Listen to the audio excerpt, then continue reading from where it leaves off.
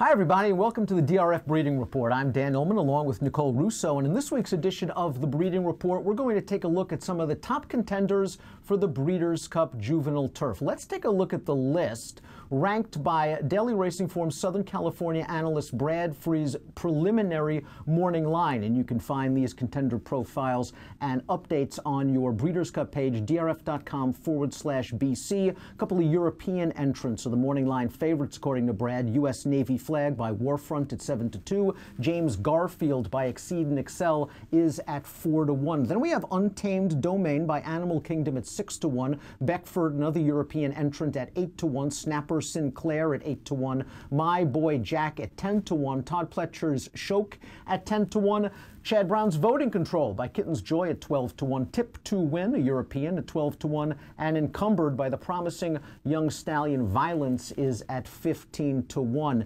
Nicole, one of the horses not listed but expected to enter the Breeders' Cup Juvenile Turf is Flame Away, trained by Mark Cassidy. We're going to take a look at Flame Away winning the off-the-turf Bourbon Stakes. Cassidy has wanted to get Flame Away on the turf for a long time. Weather has not cooperated, and Flame Away has still scored.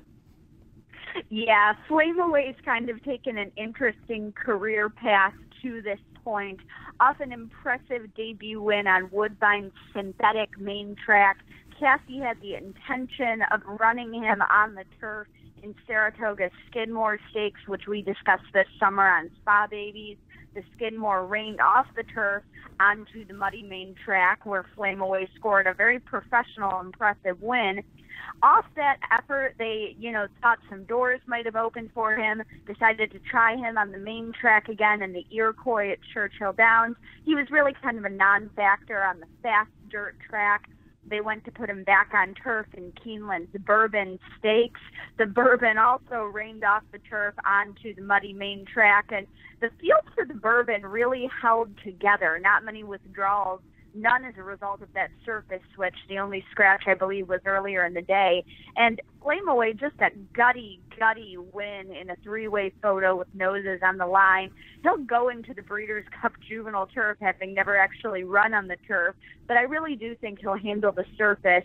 Like Shoke, who we mentioned, he's a son of Scat Daddy, of course, a very versatile sire, and there's some European class a bit further back in his pedigree. Flame Away, an exciting young horse, I think. You're absolutely right. This pedigree really geared towards turf. Not only Scat Daddy, the dam's a half to Essential Edge, who I think won the Grade 2 Canadian Stakes on the turf. The third dam was a Group 2 winner on turf in Ireland. And you've got just a wonderful female family of European Group 1 winners like Marju and Salsabil, a $400,000 yearling, really good size and scope to this horse. And the dam's been very productive, a half to the Synthetic Stakes winner Ellen Vannon. Flame Away, you're right, really looks like an under-the-radar sort of long-shot chance for the Breeders' Cup Juvenile Turf. Let's look at Untamed Domain's Summer Stakes. This was the West Point Colts' first start with blinkers, and it takes him a while to figure things out, but once he gets to the outside of this long E.P. Taylor turf course, he really comes with a sustained run. Untamed Domain, another horse with a strong turf pedigree.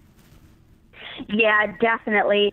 Sire Animal Kingdom by the outstanding turf runner Leroy DeSanimo, and from a German-based female family, Animal Kingdom may be better remembered for his wins in the Kentucky Derby, the Dubai World Cup, but he could certainly run on turf. To me, one of his most impressive races was when he came back off a long layoff to run a very good second to champion Wise Dan in the Breeders' Cup Mile. Animal Kingdom certainly throwing that versatility to his offspring, as this his first crop of 2-year-olds in the U.S. He does have stakes performers on both turf and dirt here. Untamed Domain, as you said, really sort of seemed to be figuring things out late in the race.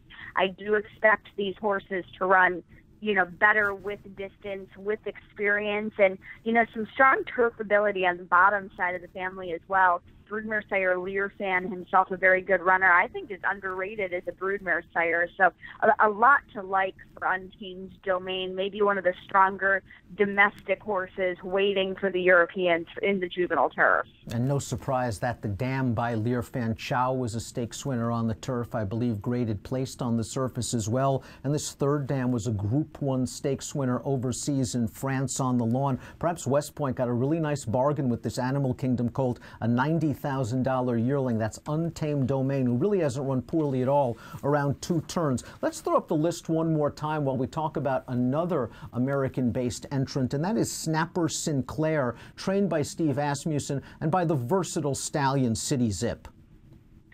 Yeah, City Zip, just a really wonderful, underrated stallion. I say underrated because we don't seem to mention him in the same breath as, you know, Tappet, Warfront, some of these quote-unquote glamour stallions. But City Zip, who unfortunately died earlier this year at Lane's End, just as tough as they come when it comes to firing a good racehorse, and a lot of very versatile racehorses. He's had champions run both short on dirt and long on turf. His turf horse is led by the likes of Breeders' Cup Filly and Mare Turf winner and champion Day at the Spa, Canadian Horse of the Year Catch a Glimpse, who won the Juvenile Fillies Turf a couple of years ago. Snapper Sinclair, a lot of actually dirt ability on the bottom side of his pedigree. His Damn True Addiction was a graded place juvenile, running second in the Adirondack at Saratoga. But, you know, Snapper Sinclair, I think, is certainly picking up the turf ability from his sire line there from City Zip.